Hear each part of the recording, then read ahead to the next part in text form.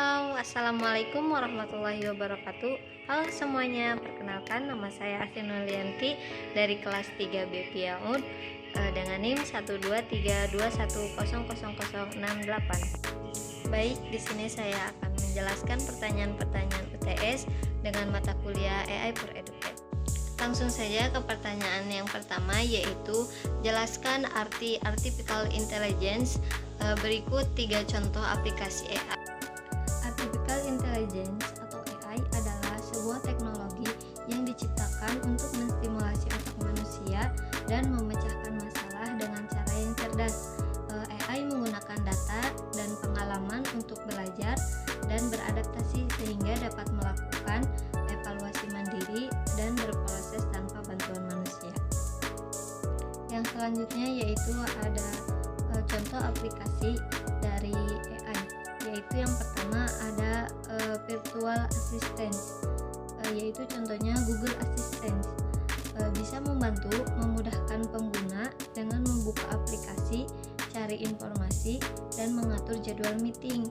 Menggunakan teknologi NLP atau Natural Language Processing untuk memahami percakapan pengguna dan memberikan jawaban yang relevan.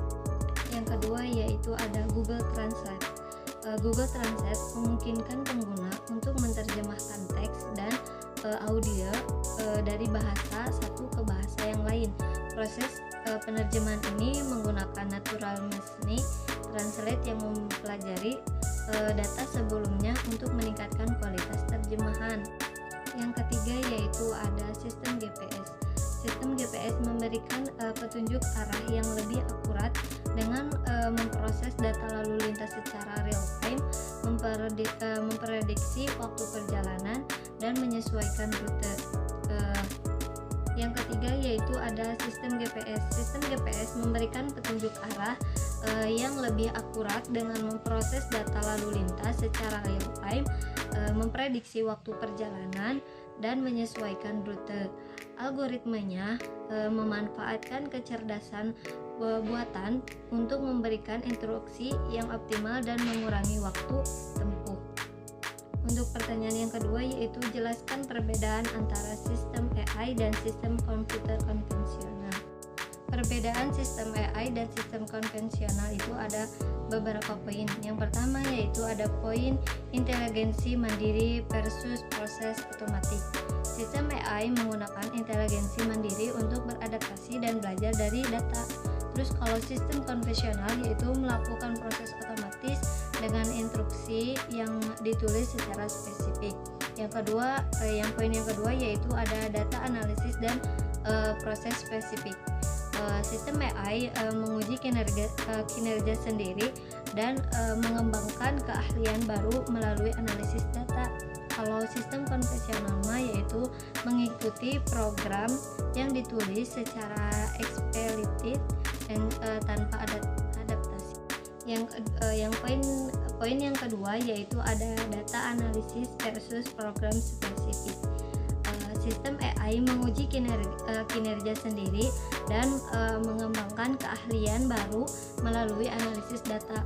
Kalau sistem konvensional yaitu mengikuti program yang ditulis secara eksplisit tanpa adaptasi.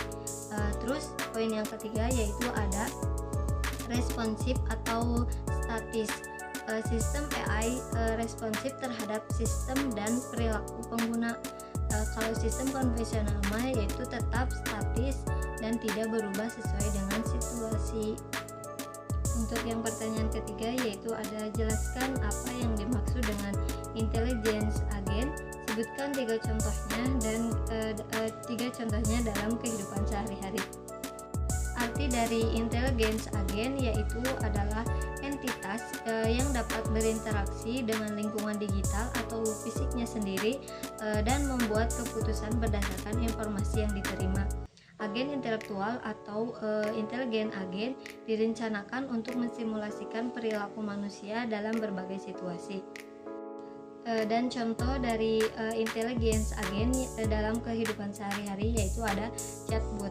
Chatbot adalah agen intelektual yang dapat memberikan respons yang relevan atas pertanyaan atau permintaan pengguna.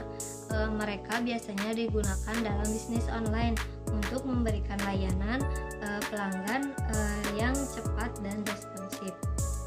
Yang kedua yaitu ada Google Assistant. Google Assistant adalah contoh agen intelektual yang dapat membantu pengguna dengan berbagai pekerjaan seharian seperti mencari informasi, mengatur jadwal meeting, dan membacakan email. Dan contoh yang ketiga yaitu ada GPS. GPS dapat dianggap sebagai agen intelektual karena mereka dapat memberikan arahan yang akurat berdasarkan data lalu lintas secara real time dan memprediksi waktu perjalanan. Untuk pertanyaan yang keempat yaitu apa yang dimaksud dengan STEAM dalam pembelajaran dan jelaskan implementasinya dalam pendidikan anak usia dini. STEAM adalah singkatan dari Science, Technology, Engineering, Arts, dan Mathematics. STEAM adalah pendekatan edukatif yang mencoba mengintegrasi ilmu pengetahuan, teknologi, teknik, seni, dan matematika untuk memberikan anak-anak wawasan yang lebih luas dalam holistik tentang dunia modern.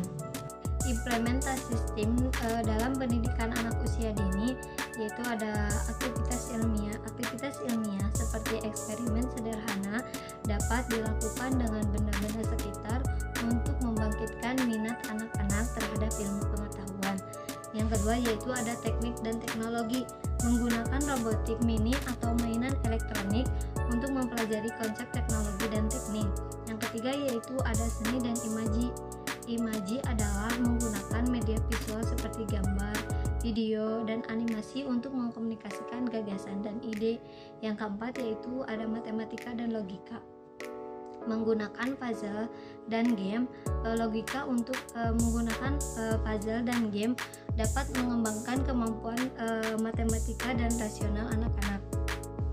Untuk pertanyaan yang kelima yaitu bagaimana cara agar pemanfaatan AI dalam pembelajaran berjalan dengan cara efektif dan efisien.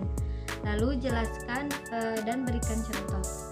Ada beberapa cara untuk pemanfaatan AI. Yang pertama yaitu ada buat konten pembelajaran yang interaktif menggunakan simulasi dan game dan multimedia untuk meningkatkan motivasi belajar. Yang kedua yaitu gunakan profil individu peserta didik untuk mempersonalisasi strategi belajar dan memberikan feedback yang relevan. Yang ketiga yaitu gunakan tools mentoring untuk memantau kemajuan belajar peserta didik dan menyesuaikan strategi pembelajaran. Yang keempat yaitu ada jaringan sistem feed forward dan feedback loop agar sistem AI dapat beradaptasi dan meningkatkan pengguna secara terus-menerus. Yang keempat yaitu ada jaringan sistem feedback loop agar sistem AI dapat mengadaptasi dan meningkatkan performa secara terus-menerus. Contoh yang relevan adalah menggunakan platform pembelajaran daring yang menggunakan AI untuk merekomendasikan konten belajar berdasarkan profil individual siswa. Platform ini juga dapat memberikan umpan balik langsung dan memonitoring kemajuan belajar siswa secara real time. Thank you everyone! Thank you Elmar! Boom!